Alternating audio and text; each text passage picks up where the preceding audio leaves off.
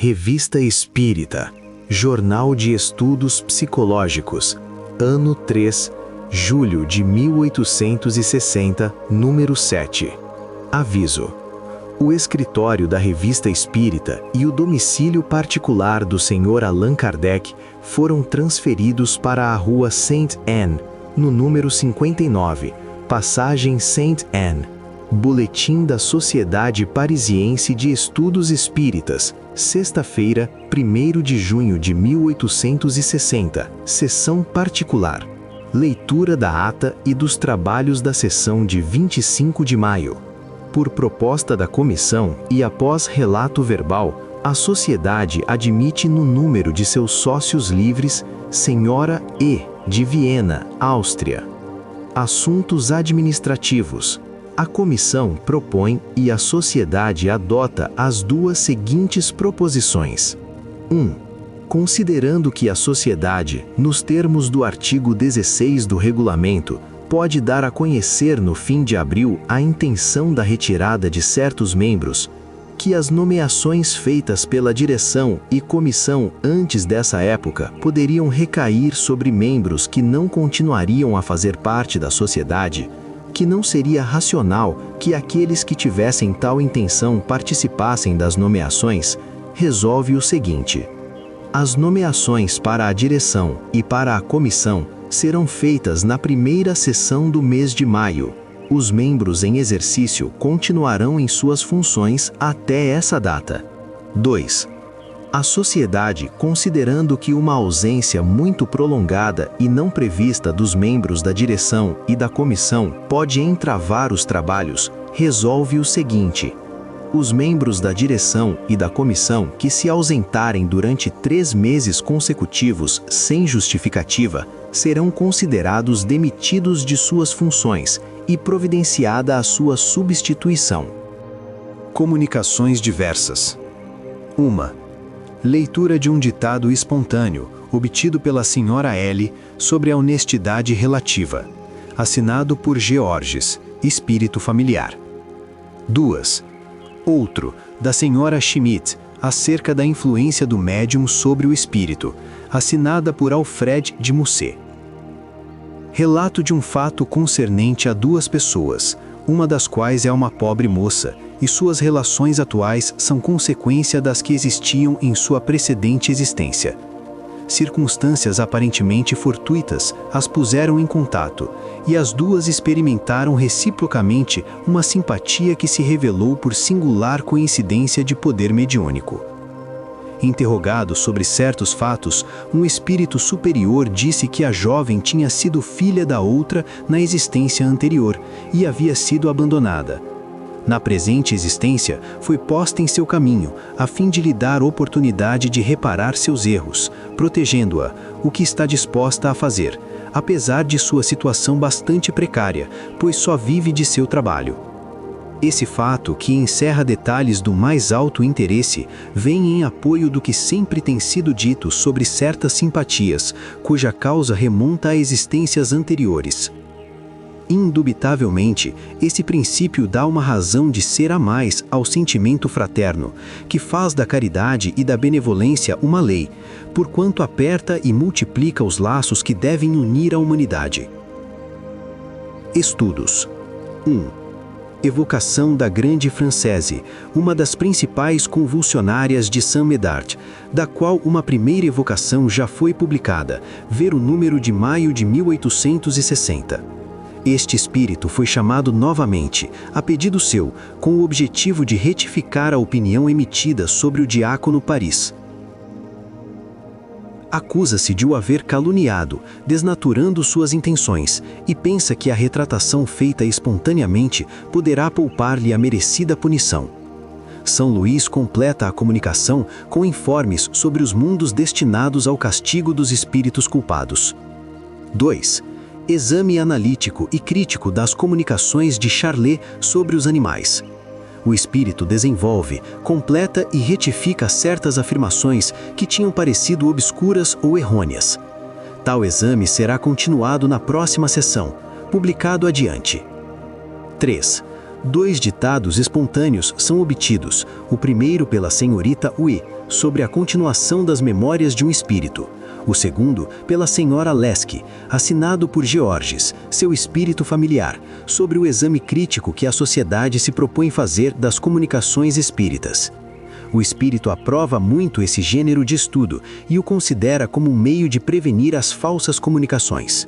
Sexta-feira, 8 de junho de 1860. Sessão geral.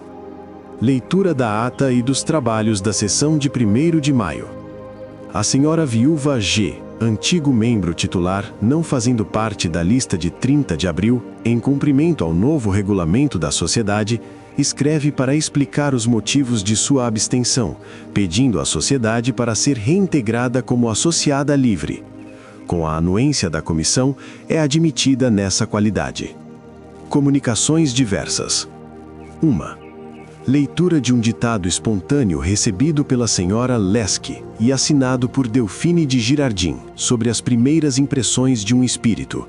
Apresenta um quadro poético e muito real das sensações que o espírito experimenta ao deixar a Terra. 2. Outro ditado, pelo mesmo médium, assinado por Alfred de Musset, intitulado Aspirações de um Espírito. 3. O Sr. M., de Metz, relata um fato interessante, pessoal, sobre a influência que um médium pode exercer sobre outra pessoa para lhe desenvolver a faculdade mediúnica. Foi por tal meio que essa faculdade foi desenvolvida no Sr. M. Mas o que há de particular nessa circunstância é a constatação da ação à distância.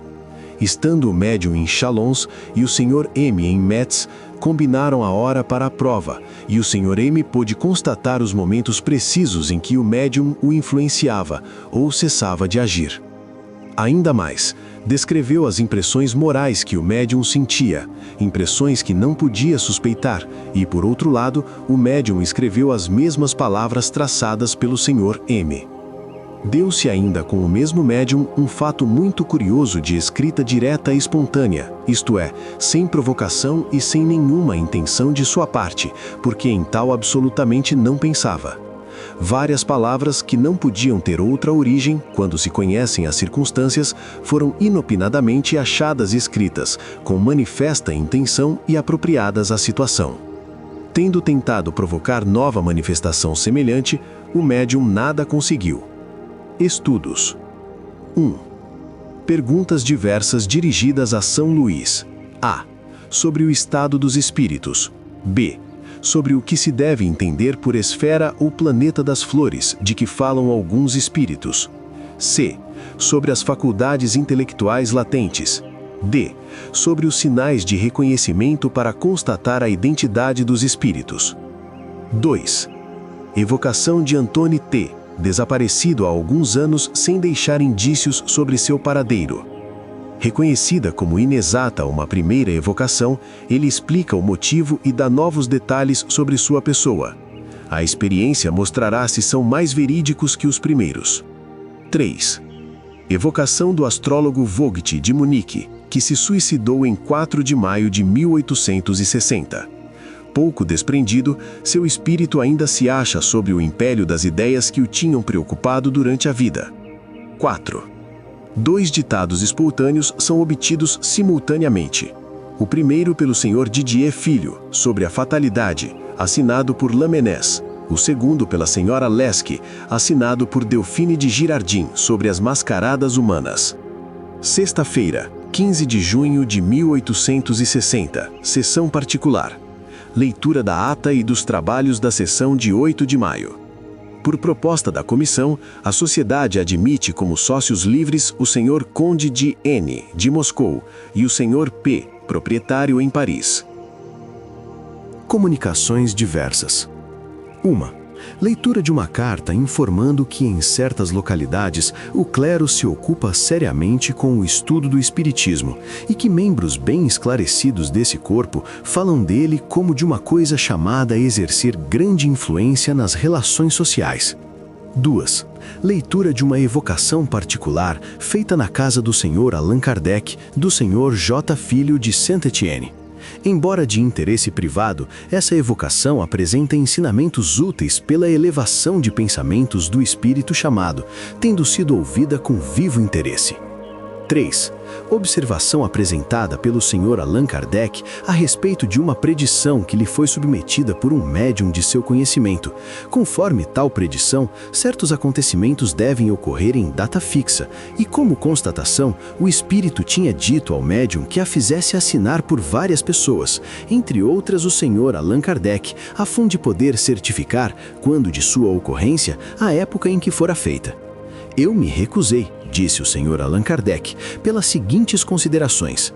Muitos têm visto no Espiritismo um meio de adivinhação, o que é contrário ao seu objetivo. Quando acontecimentos futuros são anunciados e se realizam, trata-se sem dúvida de um fato excepcional e curioso, mas seria perigoso considerá-lo como regra. Por isso, não quis que meu nome servisse para legitimar uma crença que falsearia o Espiritismo em seu princípio e em sua aplicação. Estudos. 1. Evocação de Thilorier, físico que morrera supondo ter encontrado meio de substituir o vapor pelo ácido carbônico condensado como força motriz. Reconhece que tal descoberta só existia em sua imaginação, publicada adiante. 2. Continuação do exame crítico das comunicações de Charlet sobre os animais. Será publicado. 3. Evocação de um espírito batedor que se manifesta ao filho do Sr. N, membro da sociedade, por efeitos físicos de certa originalidade. Disse ter sido tambor-mor na banda de música militar do Papa e chamar-se Eugênio. Sua linguagem não desmente a qualidade que se atribui. 4. Ditado espontâneo obtido pela senhora LESC sobre o desenvolvimento das faculdades intelectuais, a propósito da evocação de Thilorier, assinada por Georges, espírito familiar.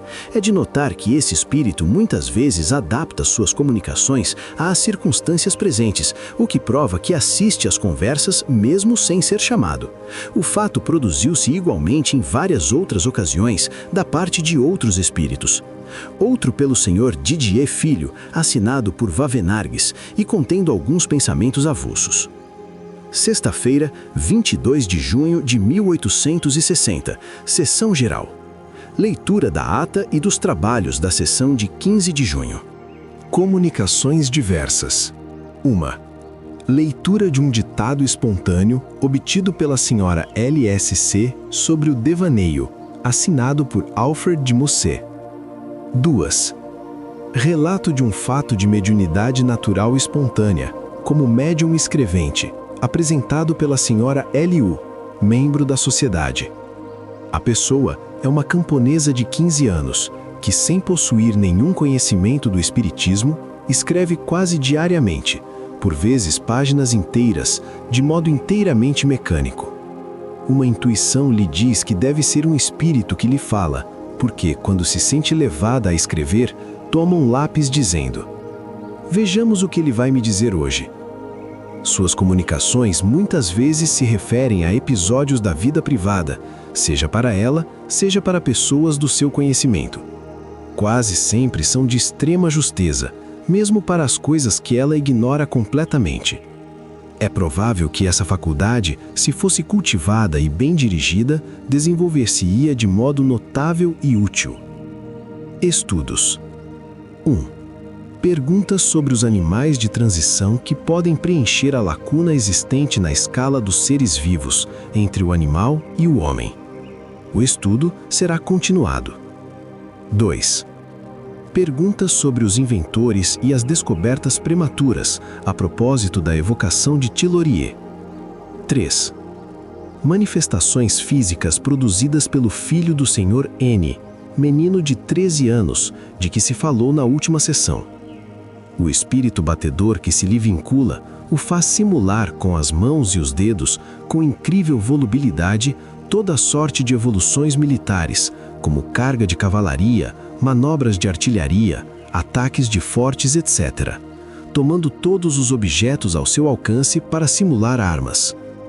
Exprime os vários sentimentos que o agitam, como a cólera, a impaciência ou a zombaria, por violentas batidas e gestos de pantomima muito significativos. O que se nota, além disso, é a impassibilidade e a despreocupação do garoto, enquanto suas mãos e braços se entregam a essa espécie de ginástica. Torna-se evidente que todos os movimentos independem de sua vontade. Durante o resto da sessão, e mesmo quando já havia cessado a experiência, o espírito aproveitava a oportunidade para manifestar, a seu modo, o contentamento ou o mau humor a respeito do que se disse. Numa palavra, vê-se que se apodera dos membros do rapaz e os emprega como se fossem seus. Tal gênero de manifestações oferece um curioso objeto de estudo por sua originalidade e pode dar a compreender a maneira pela qual os espíritos agem sobre certos indivíduos. Interrogado sobre as consequências que essas manifestações podem ter sobre o rapazinho, São Luís fez advertências de muita sabedoria e aconselhou não as provocar. Além disso, fez com que a sociedade se comprometesse a não entrar nessa via de experiências, que teria como resultado o afastamento dos espíritos sérios, e a continuar ocupando-se, como fez até agora, em aprofundar as questões importantes. Frenologia e fisionomia. A frenologia é a ciência que trata das funções atribuídas a cada parte do cérebro. O Dr. Gall, fundador dessa ciência, pensava que, desde que o cérebro é o ponto para onde são conduzidas todas as sensações e de onde partem todas as manifestações das faculdades intelectuais e morais, cada uma das faculdades primitivas deveria ter ali o seu órgão especial. Assim, seu sistema consiste na localização das faculdades. Sendo o desenvolvimento de cada parte cerebral determinado pelo desenvolvimento da calota óssea, produzindo protuberâncias, concluiu ele que, do exame dessas protuberâncias, poderia-se deduzir a predominância de tal ou qual faculdade, e daí o caráter ou as aptidões do indivíduo. Daí também o nome de cranioscopia, dado a essa ciência, com a diferença de que a frenologia tem por objeto tudo o que diz respeito às atribuições do cérebro, enquanto a cranioscopia se limita às ilações tiradas da inspeção do crânio.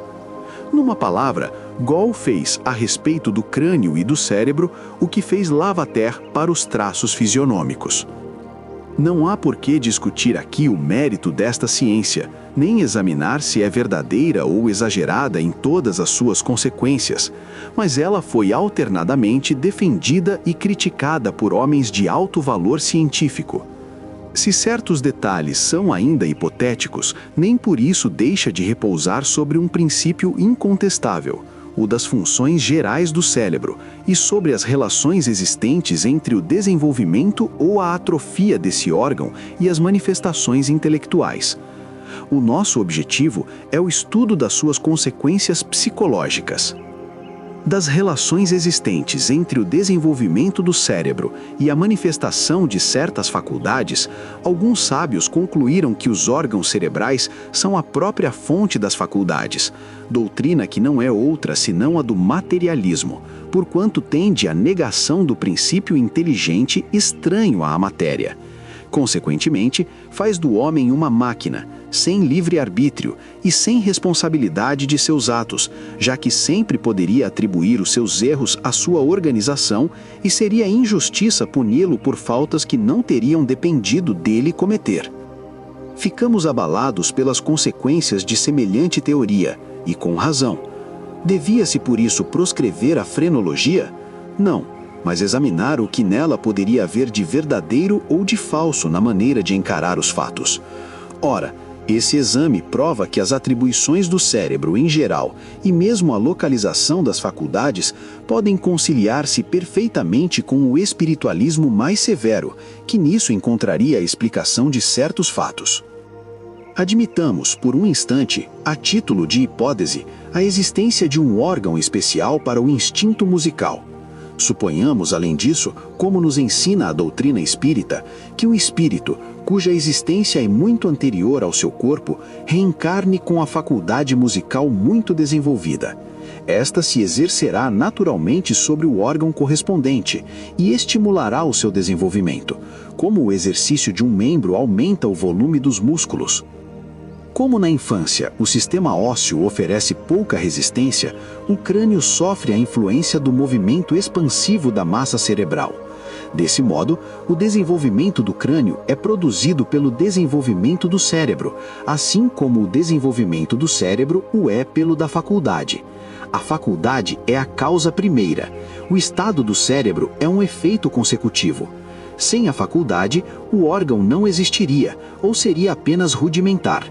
Encarada sob esse ponto de vista, a frenologia, como se vê, nada tem de contrário à moral, porquanto deixa ao homem toda a sua responsabilidade, cabendo-nos acrescentar que esta teoria é, ao mesmo tempo, conforme à lógica e à observação dos fatos. Objetam com os casos bem conhecidos, nos quais a influência do organismo sobre a manifestação das faculdades é incontestável, como os da loucura e da idiotia, mas é fácil resolver a questão. Vêem-se todos os dias homens muito inteligentes tornarem-se loucos. O que prova isto? Um homem muito forte pode quebrar a perna e não poderá andar. Ora, a vontade de andar não está na perna, mas no cérebro. Esta vontade só é paralisada pela impossibilidade de mover a perna. No louco, o órgão que servia às manifestações do pensamento estando avariado por uma causa física qualquer, o pensamento já não pode se manifestar de maneira regular, erra a torto e a direito, fazendo o que chamamos extravagâncias. Mas nem por isso deixa de existir em sua integridade, e a prova disso está no fato de que se o órgão for restabelecido, volta ao pensamento original, como o movimento da perna que é curada. Assim, o pensamento não está no cérebro, como não se encontra na calota craniana. O cérebro é o instrumento do pensamento, como o olho é o instrumento da visão e o crânio é a superfície sólida que se molda aos movimentos do instrumento. Se o instrumento for deteriorado, não ocorrerá manifestação, exatamente como não se pode mais ver ao se perder um olho. Por vezes, acontece que a suspensão da livre manifestação do pensamento não se deve a uma causa acidental, como na loucura. A constituição primitiva dos órgãos pode oferecer ao espírito, desde o nascimento, um obstáculo do qual sua atividade não pode triunfar. É o que acontece quando os órgãos são atrofiados ou apresentam uma resistência insuperável. Tal é o caso da idiotia. O espírito está como que aprisionado e sofre essa constrição, mas nem por isso deixa de pensar como espírito, do mesmo modo que um prisioneiro atrás das grades. O estudo das manifestações do espírito de pessoas vivas, pela evocação, lança uma grande luz sobre os fenômenos psicológicos.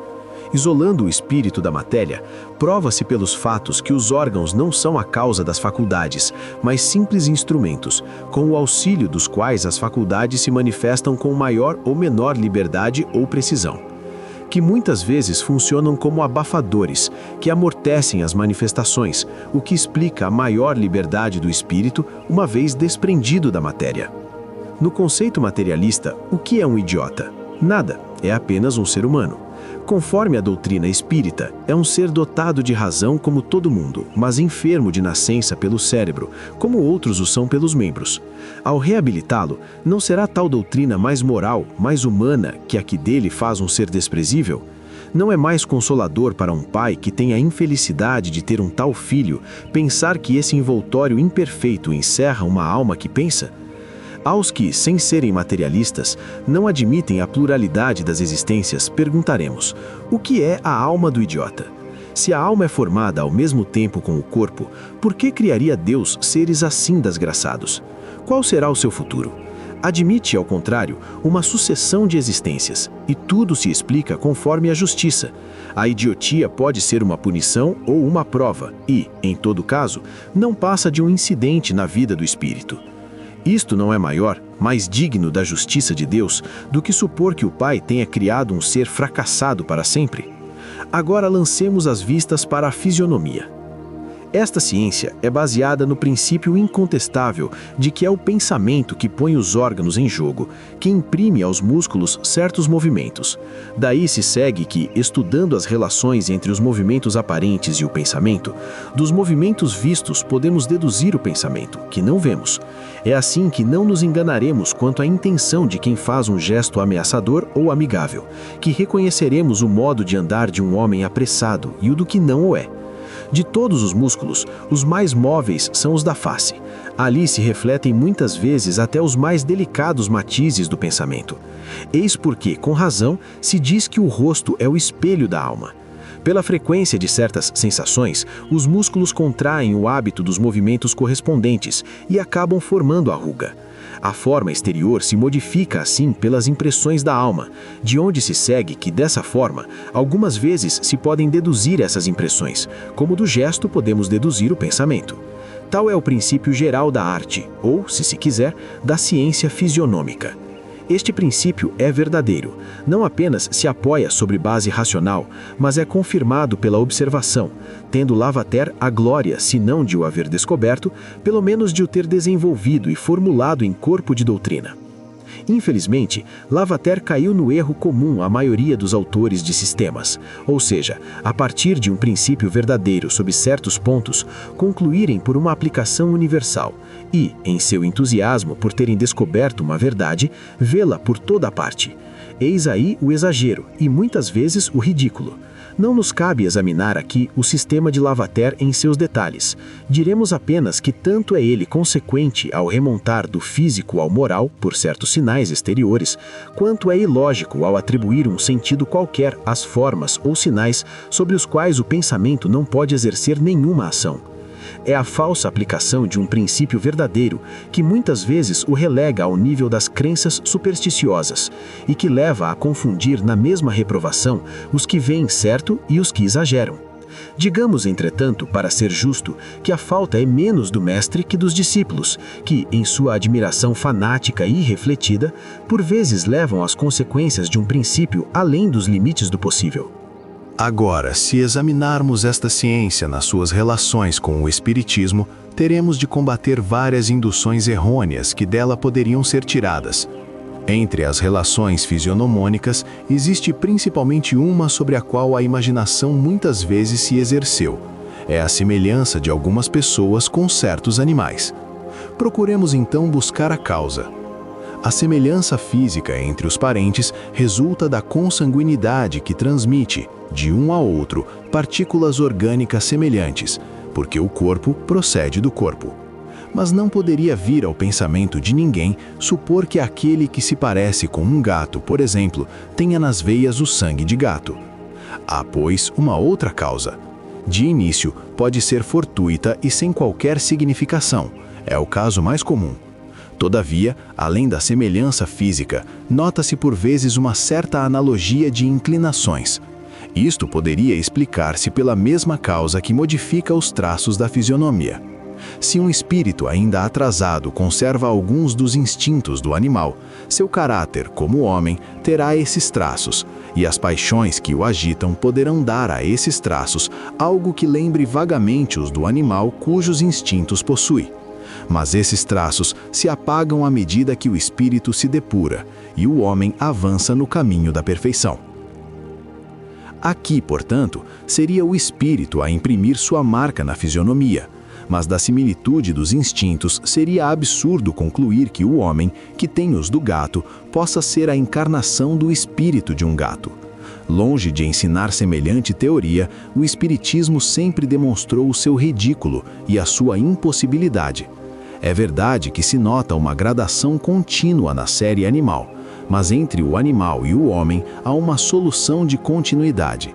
Ora, mesmo admitindo, o que é apenas um sistema, que o espírito tenha passado por todos os graus da escala animal antes de chegar ao homem, haveria sempre, de um ao outro, uma interrupção que não existiria se o espírito do animal pudesse encarnar-se diretamente no corpo do homem. Se assim fosse, entre os espíritos errantes haveria os de animais, como há espíritos humanos, o que não acontece. Sem entrar no exame aprofundado desta questão, que discutiremos mais tarde, dizemos, conforme os espíritos, que nisto estão de acordo com a observação dos fatos, que nenhum homem é a reencarnação do espírito de um animal. Os instintos animais do homem decorrem da imperfeição de seu próprio espírito, ainda não depurado e que, sob a influência da matéria, dá preponderância às necessidades físicas sobre as morais e sobre o senso moral, não ainda suficientemente desenvolvido. Sendo as mesmas as necessidades físicas no homem e no animal, necessariamente resulta que, até o senso moral estabelecer um contrapeso, pode haver entre eles uma certa analogia de instintos, mas aí se detém a paridade. O senso moral que não existe num e que no outro germina e cresce incessantemente, estabelece entre eles a verdadeira linha de demarcação. Uma outra indução, não menos errônea, é tirada do princípio da pluralidade de existências. Da sua semelhança com certas personagens, algumas concluem que podem ter sido tais personagens. Ora, do que precede, é fácil demonstrar que aí existe apenas uma ideia quimérica. Como dissemos, as relações consanguíneas podem produzir uma similitude de formas, mas não é este aqui o caso, pois Êxopo pode ter sido mais tarde um homem bonito, e Sócrates um belo rapaz. Assim, quando não há filiação corporal, só haverá uma semelhança fortuita, porquanto não há nenhuma necessidade para o espírito habitar corpos parecidos, e ao tomar um novo corpo, não traz nenhuma parcela do antigo. Entretanto, conforme o que dissemos acima, quanto ao caráter que as paixões podem imprimir aos traços, poder-se-ia pensar que, se um espírito não progrediu sensivelmente e retorna com as mesmas inclinações, poderá trazer no rosto identidade de expressão. Isto é exato, mas seria no máximo um ar de família, e daí a uma semelhança real há muita distância. Aliás, este caso deve ser excepcional, pois é raro que o espírito não venha em outra existência com disposições sensivelmente modificadas. Assim, dos sinais fisionômicos, não se pode tirar absolutamente nenhum indício das existências anteriores. Só podemos encontrá-las no caráter moral, nas ideias instintivas e intuitivas, nas inclinações inatas, as que não resultam da educação, assim como na natureza das expiações suportadas. E ainda, isto só poderia indicar o gênero de existência, o caráter que se deveria ter, levando em conta o progresso, mas não a individualidade. Vide o Livro dos Espíritos, questões 216 e 217. Os fantasmas. A academia assim define esta palavra. Disse dos espíritos que se supõem voltarem do outro mundo. Ela não diz que voltam. Só os espíritas podem ser bastante loucos para ousarem afirmar semelhantes coisas. Seja como for, pode dizer-se que a crença nos fantasmas é universal. Evidentemente se funda na intuição da existência dos espíritos e na possibilidade de comunicação com eles. A esse título, todo o espírito que manifesta sua presença, seja pela escrita de um médium ou simplesmente batendo numa mesa, seria um fantasma. Mas esse nome quase sepulcral geralmente é reservado para os que se tornam visíveis e que se supõe, como diz com razão a academia, vir em circunstâncias mais dramáticas. São histórias de comadres? O fato em si não. Os acessórios, sim. Sabe-se que os espíritos podem manifestar-se à vista, mesmo em forma tangível. Eis o que é real. Mas o que é fantástico são os acessórios. O medo que tudo exagera, ordinariamente acompanha esse fenômeno em si tão simples, o qual se explica por uma lei muito natural. Consequentemente, nada tem de maravilhoso ou de diabólico. Por que então se tem medo dos fantasmas? Precisamente por causa desses mesmos acessórios, que a imaginação se apraz em tornar apavorantes, porque ela se assustou e talvez acreditasse ter visto o que não viu. Em geral, são representados sob aspecto lúgubre, vindo de preferência à noite, sobretudo nas noites mais sombrias, em horas fatais, aos lugares sinistros, revestidos de mortalhas extravagantes. O Espiritismo ensina, ao contrário, que os espíritos podem mostrar-se em todos os lugares, a qualquer hora, de dia como de noite, que em geral o fazem sobre a aparência que tinham em vida, e que só a imaginação criou os fantasmas, que os que aparecem, longe de serem temidos, na maioria das vezes são parentes ou amigos que vêm a nós por afeição, ou espíritos infelizes que podemos assistir. Também são algumas vezes galhofeiros do mundo espiritual que se divertem à nossa custa e se riem do medo que causam. Compreende-se que com estes o melhor meio é rir também, e provar-lhes que não se os teme. Aliás, limitam-se quase sempre a fazer barulho, e raramente se tornam visíveis. Infeliz de quem os leva a sério, pois redobram nas travessuras. Seria o mesmo que exorcizar um moleque de Paris. Mesmo supondo que seja um espírito mau, que mal poderia fazer? Um valentão vivo não seria 100 vezes mais temível do que um morto que se tornou espírito? Aliás, sabemos que estamos constantemente rodeados por espíritos que só diferem dos que chamamos fantasmas porque não os vemos. Os adversários do espiritismo não deixarão de o acusar por dar crédito a uma crença supersticiosa, mas sendo o fato das manifestações visíveis constatado, explicado pela teoria e confirmado por inúmeras testemunhas, não se pode dizer que não existam, e todas as negações não o impedirão de se reproduzir, porquanto poucas pessoas há que, consultando suas lembranças, não se recordem de algum fato dessa natureza e que não podem pôr em dúvida. É preferível, portanto, que nos esclareçamos sobre o que há de verdade ou de falso, de possível ou de impossível nas narrativas desse gênero. É explicando uma coisa, raciocinando, que nos premunimos contra o medo pueril. Conhecemos muitas pessoas que tinham pavor dos fantasmas. Hoje, graças ao espiritismo, sabem o que é isto e seu maior desejo é ver um. Conhecemos outras que tiveram visões que as terrificaram. Agora que as compreendem, não mais se inquietam. Conhecem-se os perigos do mal do medo para os cérebros fracos. Ora, um dos resultados do conhecimento do espiritismo esclarecido é precisamente curar esse mal, e não é esse um dos seus menores benefícios. Lembrança de uma existência anterior. Sociedade, 25 de maio de 1860. Um dos nossos assinantes nos envia uma carta de um de seus amigos, da qual extraímos o seguinte trecho. Perguntastes a minha opinião, ou melhor, a minha crença na presença ou não, junto a nós, das almas dos que amamos. Pedis também algumas explicações relativas à minha convicção de que nossas almas mudam de envoltório com muita rapidez. Por mais ridículo que pareça, direi que guardo a sincera convicção de ter sido assassinado durante os massacres de São Bartolomeu. Eu era muito criança quando tal lembrança veio ferir a minha imaginação.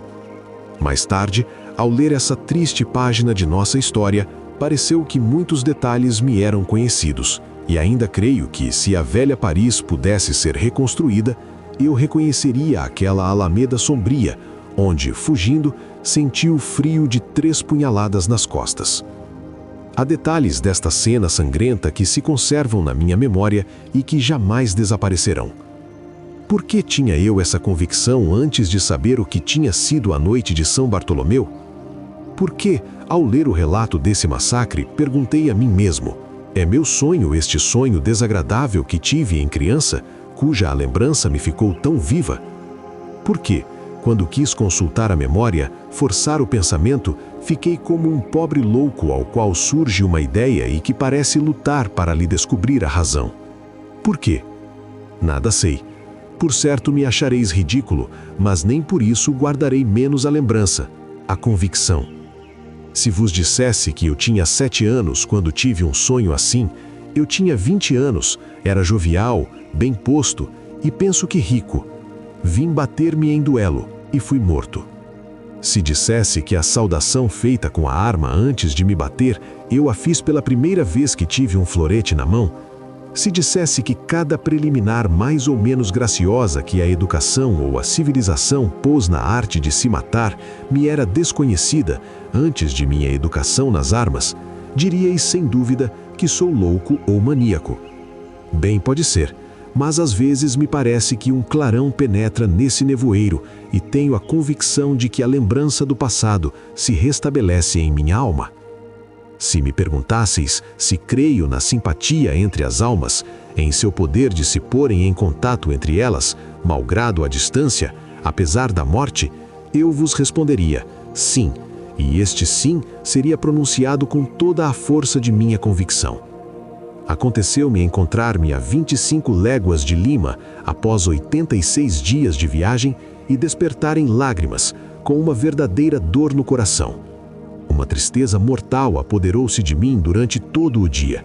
Anotei o fato em meu diário. Àquela hora, na mesma noite, meu irmão foi acometido por um ataque de apoplexia, que comprometeu gravemente a sua vida. Confrontei o dia, o instante, tudo era exato. Eis um fato: as pessoas existem. Direis que sou louco? Não li nenhum autor que tenha tratado de semelhante assunto. Falo-ei quando retornar. Talvez dessa leitura possa jorrar um pouco de luz para mim. O Sr. V, autor desta carta, é oficial da Marinha e atualmente em viagem. Poderia ser interessante ver se, evocando-o, confirmaria suas lembranças, mas haveria a impossibilidade de o prevenir de nossa intenção e, por outro lado, considerando-se a sua profissão, poderia ser difícil encontrar um momento propício. Todavia, disseram-nos que chamássemos o seu anjo da guarda quando quiséssemos evocá-lo, e ele nos diria se poderíamos fazê-lo. 1. Evocação do anjo da guarda do Sr. V. Atendo ao vosso chamado. 2. Conheceis o motivo que nos leva a desejar evocar o vosso protegido. Não se trata de satisfazer uma vã curiosidade, mas de constatar, se for possível, um fato interessante para a ciência espírita, o da recordação de sua existência anterior.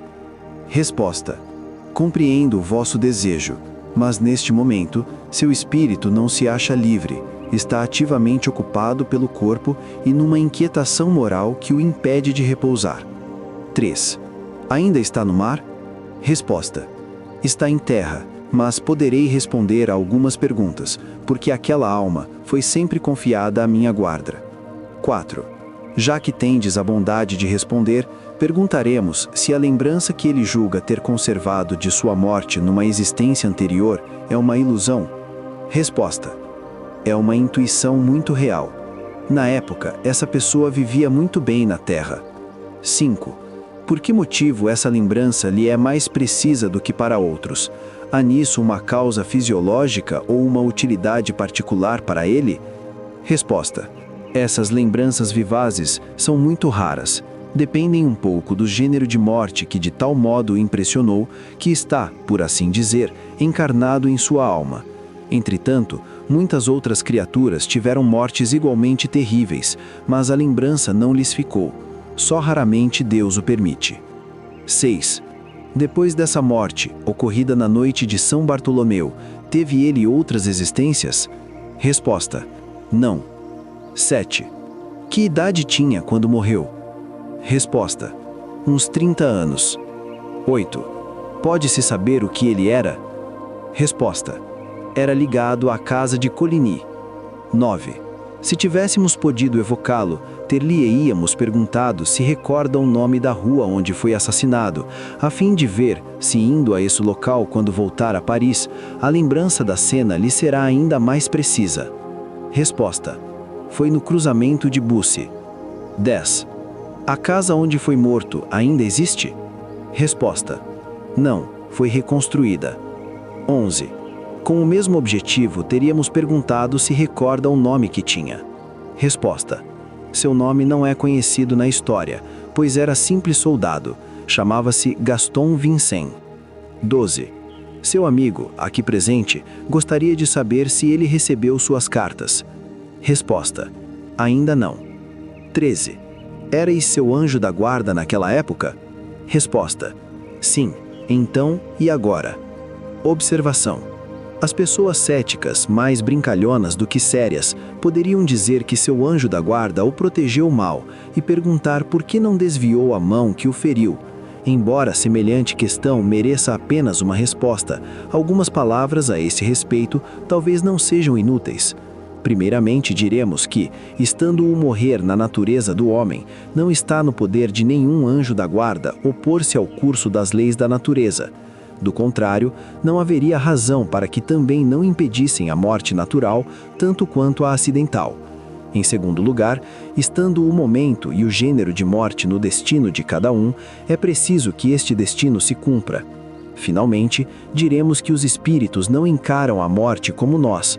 A verdadeira vida é do espírito, da qual as diversas existências corporais não passam de episódios. O corpo é o envoltório que o espírito reveste momentaneamente e deixa como uma roupa usada ou rasgada. Pouco importa, pois, que se morra um pouco mais cedo ou mais tarde, de tal ou de qual maneira, pois que em última análise sempre é preciso que se chegue lá. E essa morte, longe de prejudicar o espírito, pode ser-lhe bastante útil, conforme a maneira por quanto se realiza. É o prisioneiro que deixa sua prisão temporária para fruir a liberdade eterna. Pode ser que o fim trágico de Gaston Vincent tenha sido uma coisa útil para ele como espírito, o que seu anjo da guarda compreendia melhor do que ele, porquanto um não via somente o presente, ao passo que o outro vislumbrava o futuro. Espíritos retirados deste mundo por uma morte prematura, na flor da idade, muitas vezes nos responderam que era um favor de Deus, que assim os havia preservado dos males, aos quais, sem isto, estariam expostos. Os animais. Dissertações espontâneas feitas pelo espírito Charlet em várias sessões da sociedade. 1. Há uma coisa entre vós que sempre vos excita a atenção e a curiosidade. Esse mistério, pois que o é, e muito grande para vós, é a ligação, ou melhor dizendo, a distância existente entre a vossa alma e a dos animais. Mistério que, apesar de toda a sua ciência, Buffon, o mais poético dos naturalistas, e Cuvier, o mais profundo, jamais puderam penetrar, assim como o escalpelo não vos detalha a anatomia do coração. Ora, como sabeis, os animais vivem, e tudo que vive pensa. Não se pode, pois, viver sem pensar. Assim sendo, resta demonstrar-vos que quanto mais o homem avança, não segundo o tempo, mas conforme a perfeição, mais penetrará a ciência espiritual, a qual se aplica não somente a vós, mas ainda aos seres que estão abaixo de vós, os animais. Ó, exclamarão alguns homens, persuadidos de que a palavra homem significa todo o aperfeiçoamento. Haverá um paralelo possível entre o homem e o bruto? Podeis chamar inteligência o que não passe de instinto? Sentimento o que é apenas sensação? Podeis, numa palavra, rebaixar a imagem de Deus? Responderemos. Houve um tempo em que a metade do gênero humano era considerada no nível do irracional, no qual o animal nada contava. Outro tempo, agora o vosso, em que a metade do gênero humano é encarada como inferior e o animal como bruto. E então, do ponto de vista do mundo é assim, certamente. Do ponto de vista espiritual é completamente diferente. O que os espíritos superiores diriam do homem terrestre, os homens dizem dos animais. Tudo é infinito na natureza, o material como o espiritual. Ocupem-se, pois, um pouco desses pobres irracionais, espiritualmente falando, e vereis que o animal vive realmente, já que pensa. Isto serve de prefácio a um pequeno curso que vos darei a respeito. Aliás, quando vivo, eu havia dito que a melhor companhia do homem era o cão. Continua no próximo número. Charlet. 2. O mundo é uma escada imensa, cuja elevação é infinita, mas cuja base repousa num horrendo caos. Quero dizer que o mundo não é senão um progresso constante dos seres. Estais muito embaixo, sempre, mas haverá muitos abaixo de vós. Porque, ouve bem, não falo apenas do vosso planeta, mas também de todos os mundos do universo. Não temais, pois nos limitaremos à Terra. Antes disso, entretanto, 2 palavras sobre o mundo chamado Júpiter, do qual o engenhoso e imortal Palissy vos deu alguns esboços, tão estranhos e sobrenaturais para a vossa imaginação. Lembrai-vos de que, num desses encantadores desenhos, ele vos apresentara alguns animais de Júpiter. Não há neles um progresso evidente, e lhes podeis negar um grau de superioridade sobre os animais terrestres? E nisso apenas vedes um progresso de forma e não de inteligência, embora a atividade de que se ocupam não possa ser executada pelos animais da terra.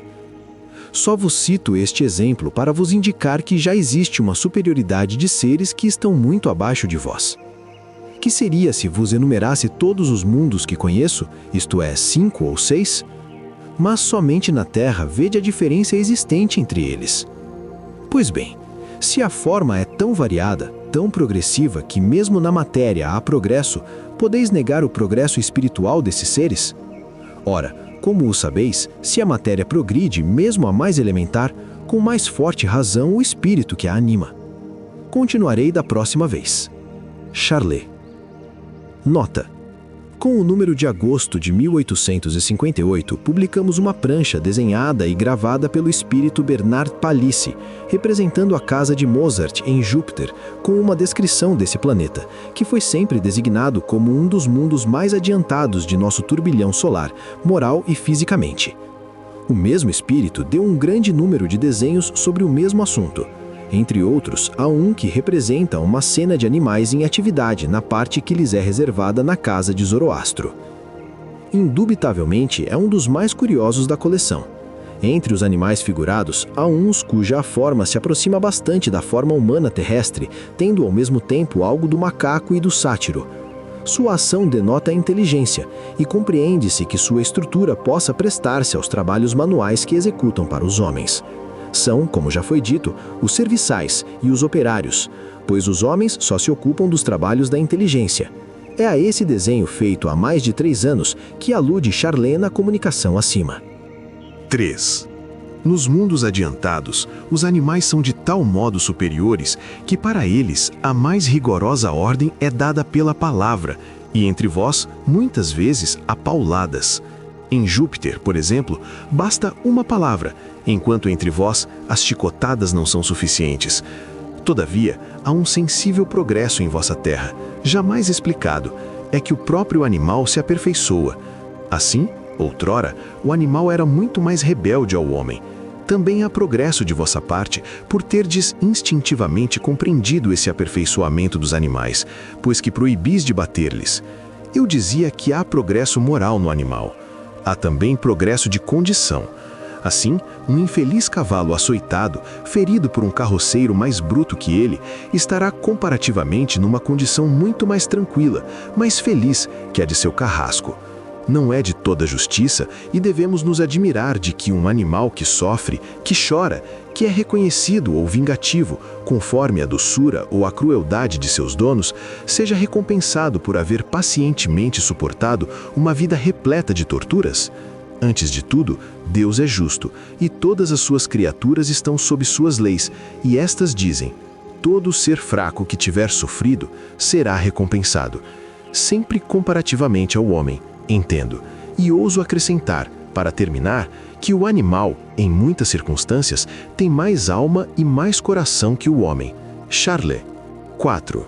A superioridade do homem se manifesta em vosso globo por essa elevação da inteligência que dele faz o rei da terra.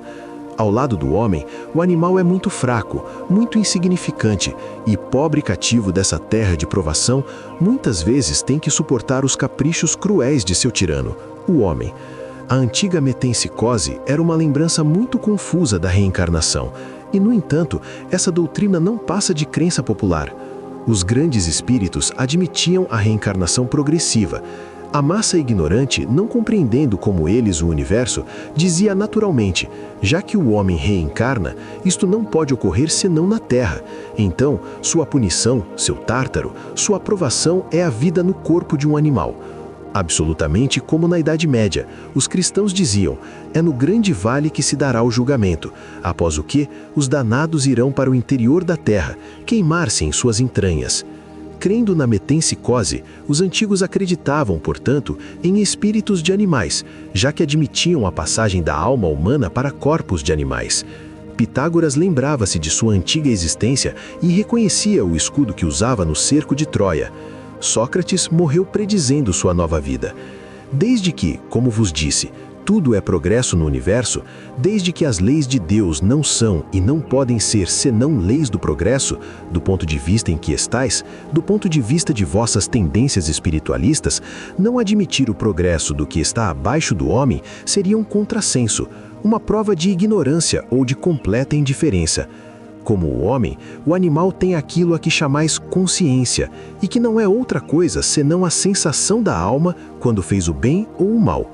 Observai e vede se o animal não dá prova de consciência, sempre relativamente ao homem. Acreditais que o cão não saiba quando fez o bem ou o mal? Se não o sentisse, não viveria. Como já vos disse, a sensação moral, a consciência, enfim, tanto existe nele como no homem. Sem isso, seria negar-lhe o sentimento de gratidão, os sofrimentos, os pesares, em suma, todos os caracteres de uma inteligência, caracteres que qualquer homem sério pode observar em todos os animais, conforme seus diversos graus, porquanto, mesmo entre eles, há diversidades extraordinárias. Charlet. 5. Rei da terra pela inteligência, o homem é também um ser superior do ponto de vista material. Suas formas são harmoniosas e, para se fazer obedecer, seu espírito tem um organismo admirável, o corpo. A cabeça do homem é alta e olha o céu, diz o Gênesis. O animal olha a terra, e pela estrutura de seu corpo, a ela parece mais ligado que o homem. Além disso, a harmonia magnífica do corpo humano não existe no animal. Observai a infinita variedade que os distingue uns dos outros, variedade que, no entanto, não corresponde ao seu espírito, porque os animais, e entendo sua imensa maioria, têm quase todos o mesmo grau de inteligência. Assim, no animal, variedade de forma, no homem, ao contrário, variedade de espírito. Tomai 2 homens que tenham gostos, aptidões e inteligências semelhantes, e tomai um cão, um cavalo, um gato, numa palavra, 1000 animais, e dificilmente notareis diferença em sua inteligência. O espírito dorme no animal, no homem brilha em todos os sentidos. Seu espírito adivinha Deus e compreende a razão de ser da perfeição. Assim, pois, no homem, a harmonia simples da forma, começo do infinito no espírito, e vede agora a superioridade do homem que domina o animal, materialmente por sua estrutura admirável e intelectualmente por suas imensas faculdades. Parece que, nos animais, aprouve a Deus variar mais a forma, encerrando o espírito, ao passo que no homem fez do próprio corpo humano a manifestação material do espírito. Igualmente admirável nessas 2 criações, a providência tanto é infinita no mundo material quanto no espiritual.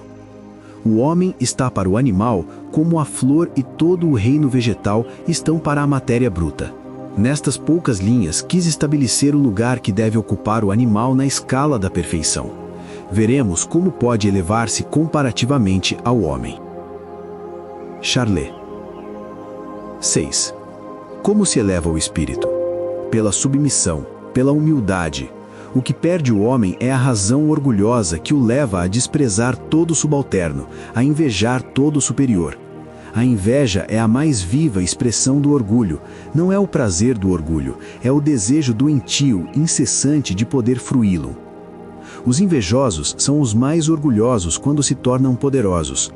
Olhai o Mestre de todos vós, o Cristo, homem por excelência, mas na mais alta fase da sublimidade. O Cristo, digo eu, em vez de vir com audácia e insolência para derrubar o mundo antigo, vem à terra encarnar-se numa família pobre e nasce entre os animais, porque encontrareis por toda parte esses pobres animais a todos os instantes em que o homem vive simplesmente com a natureza, numa palavra, pensando em Deus. Nasce entre os animais e estes lhe exaltam o poder na sua linguagem tão expressiva, tão simples e tão simples. Vede que material para a reflexão. O espírito ainda inferior que os anima pressente o Cristo, isto é, o espírito em toda a sua essência de perfeição. Balaão, o falso profeta, o orgulho humano em toda a sua corrupção, blasfemou contra Deus e bateu no seu animal. De repente, o espírito ilumina o espírito ainda muito vago do jumento, e este fala, por um instante torna-se igual ao homem, e por sua palavra é o que será em milhares e milhares de anos. Poderíamos citar muitos outros fatos, mas este me parece assaz admirável, a propósito do que afirmei sobre o orgulho do homem, que nega até a sua alma, por não poder compreendê-la, e vai até a negação de sentimento entre os seres inferiores, no meio dos quais o Cristo preferiu nascer. Charlet. 7. Eu vos entretive durante algum tempo com o que vos havia prometido. Como disse no início, não falei do ponto de vista anatômico ou médico, mas unicamente da essência espiritual que existe nos animais. Terei ainda que vos falar de muitos outros pontos que, sendo bem diferentes, não são menos úteis à doutrina. Permiti-me uma última recomendação, a de refletirdes um pouco sobre o que eu vos disse. Nem é extenso, nem pedante, e crede-me, nem por isso é menos útil. possa o bom pastor um dia, quando dividir suas ovelhas, contar-vos entre os bons e excelentes animais que tiverem seguido melhor seus preceitos. Perdoai esta imagem um pouco viva. Ainda uma vez, necessitais refletir no que vos digo. Aliás, continuarei a vos falar enquanto desejardes. Terei de vos dizer outra coisa da próxima vez para definir meu pensamento sobre a inteligência dos animais. Todo vosso. Charlet. 8. Tudo quanto vos posso dizer no momento, amigos, é que vejo com prazer a linha de conduta que seguis. Que a caridade, esta virtude das almas verdadeiramente francas e nobres, seja sempre vosso guia, pois é o sinal da verdadeira superioridade. Perseverai neste caminho, que deve necessariamente conduzir-vos à verdade e à unidade, malgrado os esforços cuja força não suspeitais. A modéstia também é um dom muito difícil de adquirir, não é, senhores? É uma virtude bastante rara entre os homens.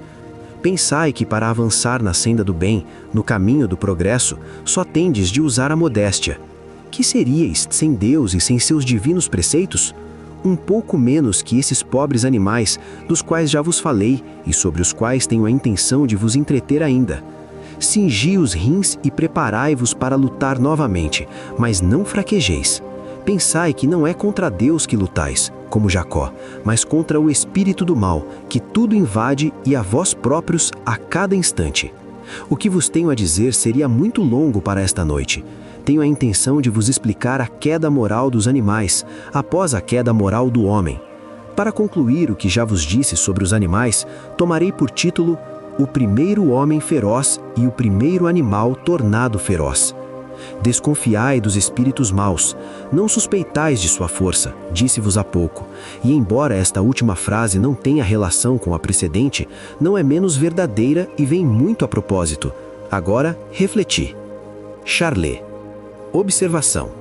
O espírito julgou por bem interromper naquele dia o assunto principal que vinha tratando, para fazer este ditado incidental, motivado por uma circunstância particular de que se quis aproveitar. Mesmo assim, o publicamos, por encerrar instruções muito úteis. 9.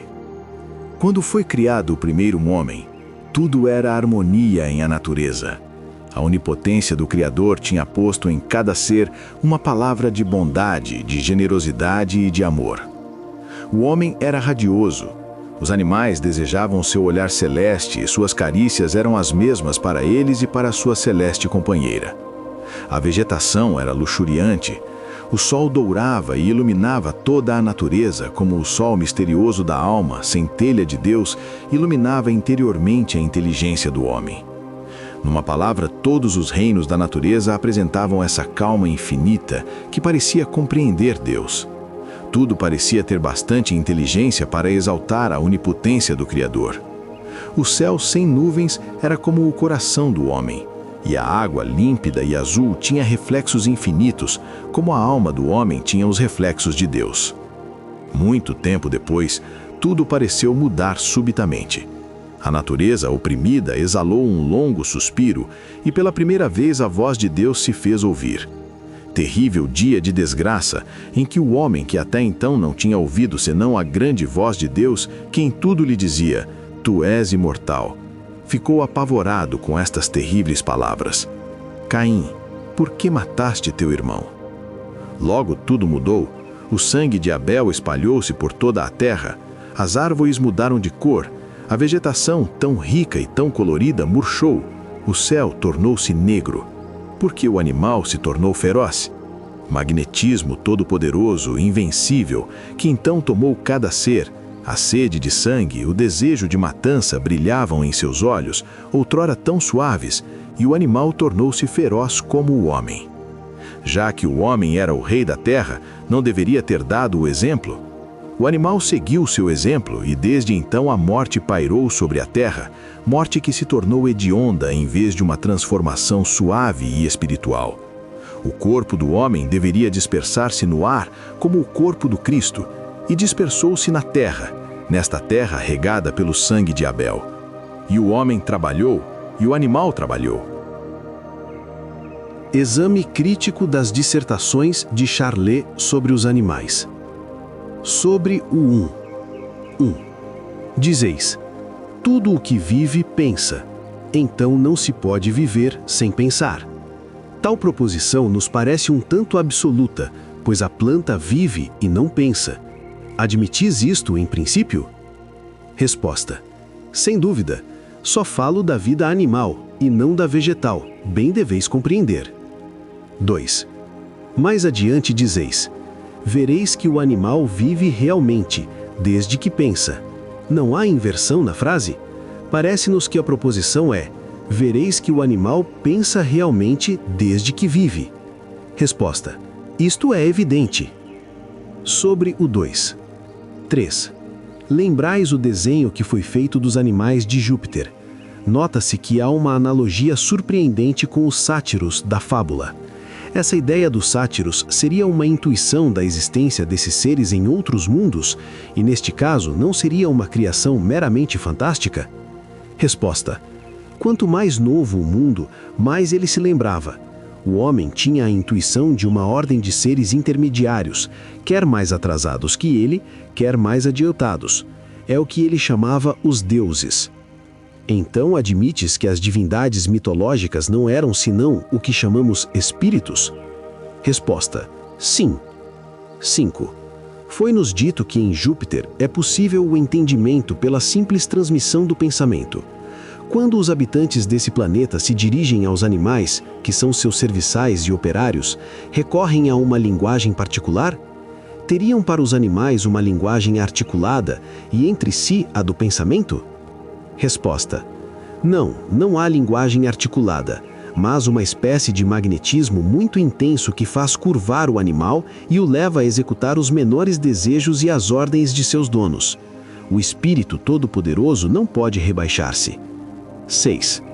Entre nós, os animais têm, evidentemente, uma linguagem, pois se compreendem, embora muito limitada. Os de Júpiter têm uma linguagem mais precisa, mais positiva que os nossos? Numa palavra, uma linguagem articulada? Resposta: sim. 7. Os habitantes de Júpiter compreendem melhor que nós a linguagem dos animais? Resposta: veem através deles e os compreendem perfeitamente. 8. Se examinarmos a série dos seres vivos, encontraremos uma cadeia ininterrupta, desde a madrépora, a própria planta, até o animal mais inteligente. Mas entre o animal mais inteligente e o homem, há uma evidente lacuna que em algum lugar deve ser preenchida, pois a natureza não deixa elos vazios. De onde vem essa lacuna? Resposta: essa lacuna dos seres é apenas aparente, não existe na realidade. Ela provém de raças desaparecidas. São Luís. 9. Tal lacuna pode existir na Terra, mas certamente não existe no conjunto do universo e deve ser preenchida em alguma parte. Não o seria por certos animais de mundos superiores, que, como os de Júpiter, por exemplo, parecem aproximar-se muito do homem terreno pela forma, pela linguagem e por outros sinais? Resposta: nas esferas superiores, o germe surgido da Terra desenvolveu-se e jamais se perde. Tornando-vos espíritos, reencontrareis todos os seres criados e desaparecidos nos cataclismos do vosso globo. São Luís. Observação: desde que essas raças intermediárias existiram na Terra e dela desapareceram, justifica-se o que disse Charlet pouco atrás, que quanto mais novo o mundo, mais ele se lembrava. Se essas raças só tivessem existido nos mundos superiores, o homem da Terra, menos adiantado, não lhes poderia guardar a lembrança. Sobre o 3. 10. Dizeis que tudo se aperfeiçoa, e como prova do progresso do animal, dizeis que outrora ele era mais rebelde ao homem. É evidente que o animal se aperfeiçoa, mas pelo menos na Terra, só se aperfeiçoa pelos cuidados do homem. Abandonado a si mesmo, retoma a sua natureza selvagem, mesmo o cão. Resposta: e pelos cuidados de quem o homem se aperfeiçoa? Não é pelos de Deus? Tudo é graduado na natureza. 11. Falais de recompensas para os animais que sofrem maus tratos, e dizeis que é de toda a justiça que haja compensação para eles. Parece, de acordo com isso, que admitis no animal a consciência do eu após a morte, com a recordação do seu passado.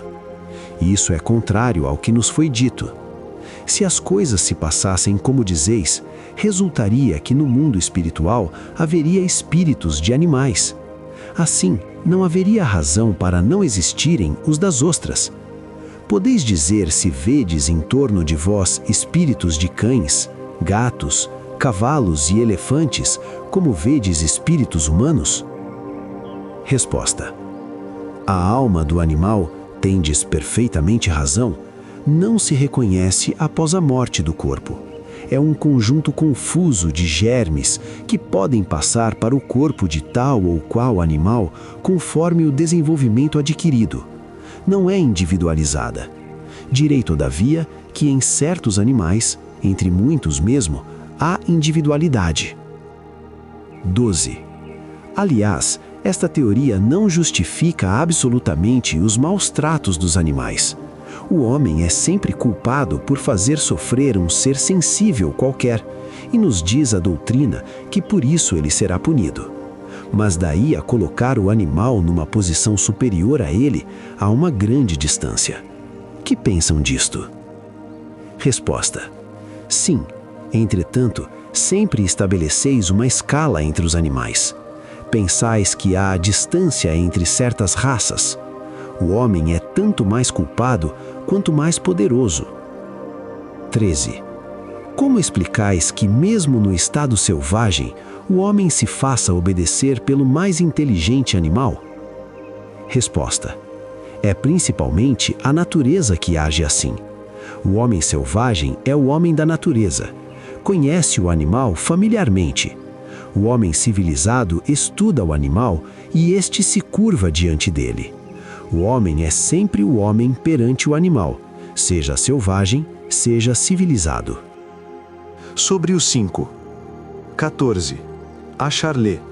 Nada temos a dizer sobre este parágrafo, que nos parece muito racional. Tendes algo a acrescentar? Resposta: apenas isto. Os animais têm todas as faculdades que indiquei, mas neles o progresso se realiza pela educação que recebem do homem, e não por si mesmos. Abandonado no estado selvagem, o animal retoma o tipo que tinha ao sair das mãos do Criador. Submetido ao homem, aperfeiçoa-se. Eis tudo. 15. Isto é perfeitamente certo para os indivíduos e as espécies, mas se considerarmos o conjunto da escala dos seres, há uma evidente marcha ascendente que não se detém nos animais da Terra, pois os de Júpiter são física e intelectualmente superiores aos nossos. Resposta: cada raça é perfeita em si mesma e não imigra para raças estranhas. Em Júpiter são os mesmos tipos, formando raças distintas, mas não são os espíritos dos animais que morreram. 16. Então, em que se torna o princípio inteligente dos animais mortos? Resposta: retorna à massa em que cada novo animal extrai a porção de inteligência que lhe é necessária. Ora, é principalmente isso que distingue o homem do animal. O espírito é individualizado no homem e progride por si mesmo. É isso que lhe dá a superioridade sobre todos os animais. Eis porque o homem, mesmo selvagem, como fizestes notar, faz-se obedecer mesmo pelos animais mais inteligentes. Sobre o 6. 17. Dais a história de Balaão como um fato positivo. Seriamente, que pensais disso? Resposta: é pura alegoria, ou melhor dizendo, uma ficção para flagelar o orgulho. Fizeram falar o jumento de Balaão, como La Fontaine fez falar muitos outros animais. Sobre o 9. 18. Nessa passagem, Charlet parece ter sido arrastado por sua imaginação, pois o quadro que faz da degradação moral do animal é mais fantástico do que científico. Com efeito, o animal só é feroz por necessidade, e foi para satisfazer a essa necessidade que a natureza lhe deu uma organização especial. Se uns devem nutrir-se de carne, é por uma razão providencial e porque era útil à harmonia geral que certos elementos orgânicos fossem absorvidos. O animal é, desse modo, feroz por constituição, e não se conceberia que a queda moral do homem tivesse desenvolvido os dentes caninos do tigre e encurtado seus intestinos, porque então não haveria razão para que o mesmo não tivesse ocorrido com o carneiro. Antes dizemos que o homem, sendo pouco adiantado na terra, encontra-se com seres inferiores sob todos os aspectos, cujo contato para ele é uma causa de inquietação, de sofrimentos e, consequentemente, uma fonte de provas que lhe auxiliam o progresso futuro. Que pensa Charlet destas reflexões? Resposta: só posso aprová-las. Eu era um pintor e não um literato ou ciente. Eis porque me deixo arrastar de vez em quando pelo prazer de escrever belas frases, prazer tão novo para mim, mesmo com prejuízo da verdade.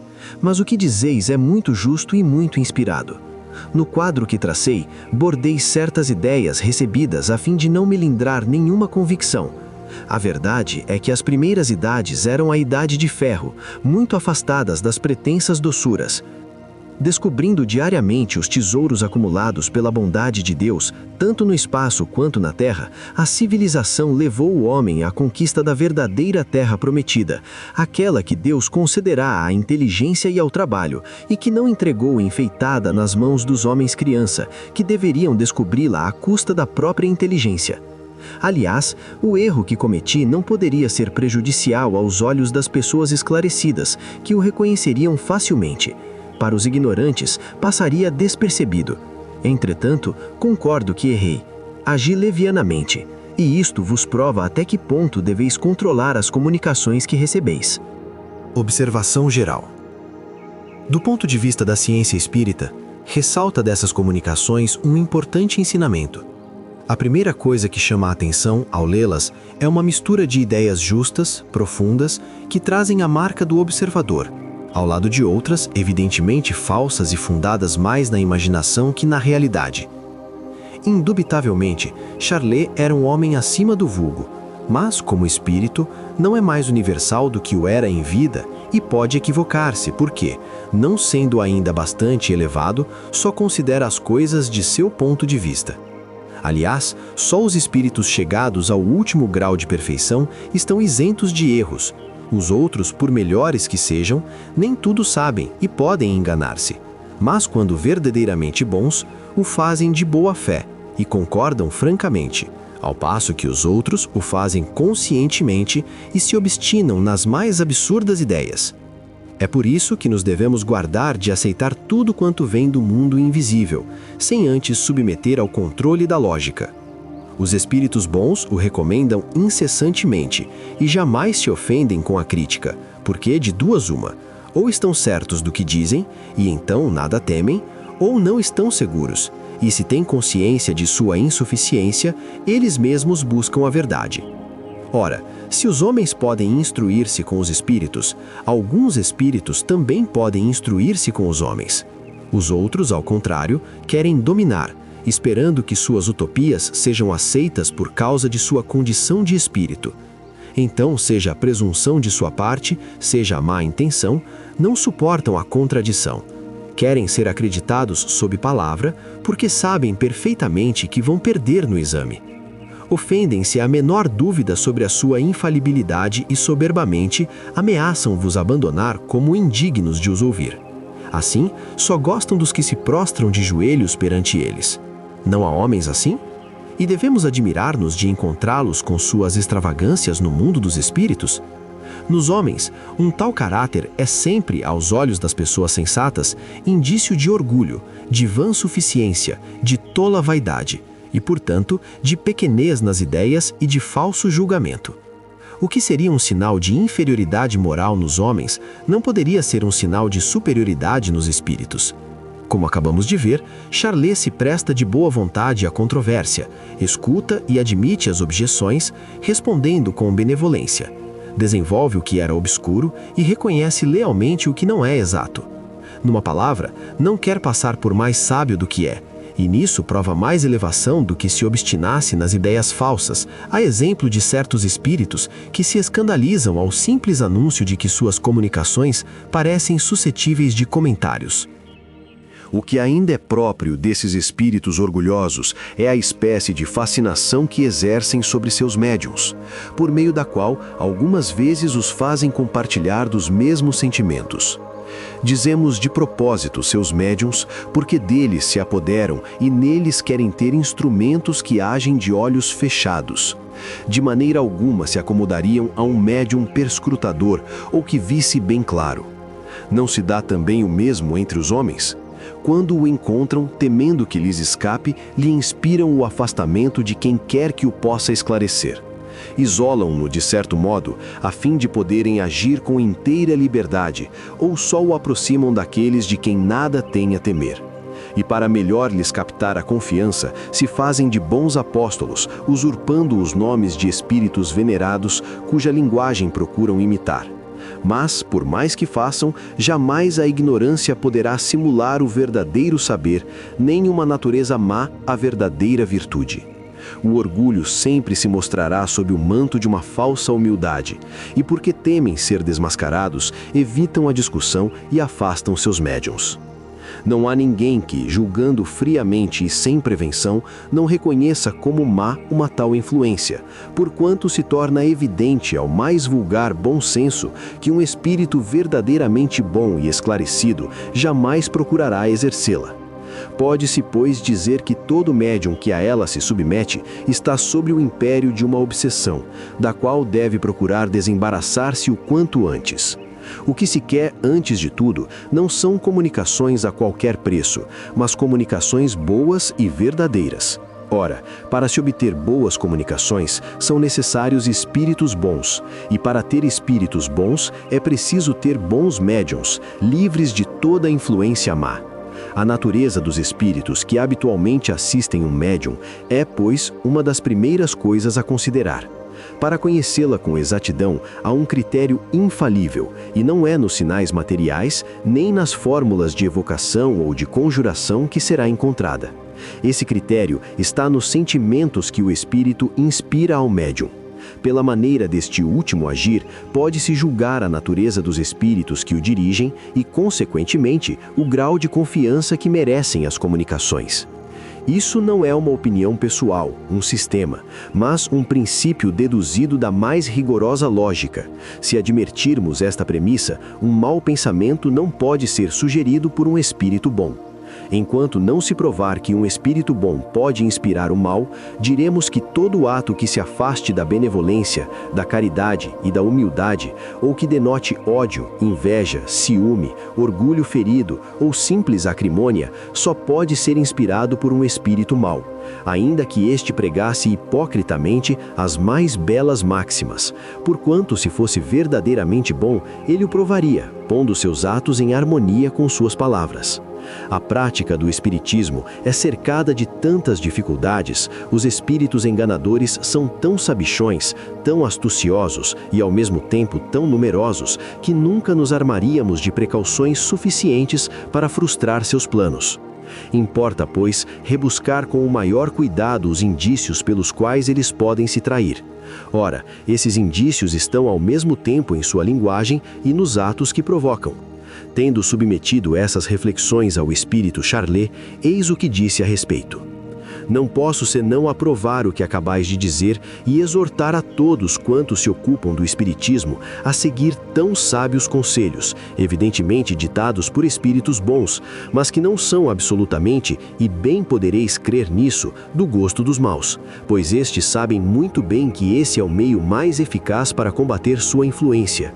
Assim fazem tudo quanto podem para desviar aqueles que querem prender em suas redes.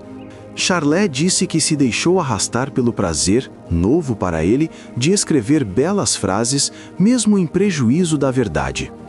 Que teria acontecido se tivéssemos publicado seu trabalho sem fazer comentários? Teriam acusado o espiritismo de dar crédito a ideias ridículas e nós mesmos por não sabermos distinguir o verdadeiro do falso? Muitos espíritos estão no mesmo caso.